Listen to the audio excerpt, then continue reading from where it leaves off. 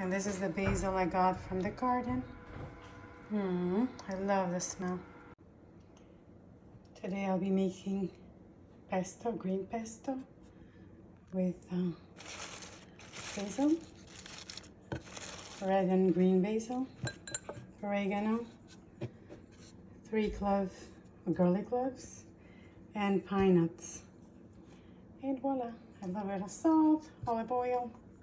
Stay tuned. So I'm making the pesto. I added the basil, the red and green basil, now the pine nuts. I'm gonna add 3 garlic cloves, a little bit of oregano, a bit of salt, and olive oil.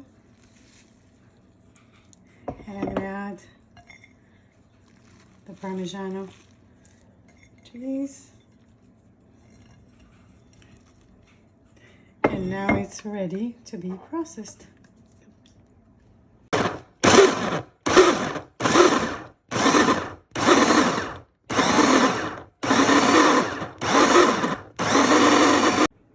The pesto is ready. It smells delicious. And I hope you guys try it. Super easy and super healthy. Bon appetit!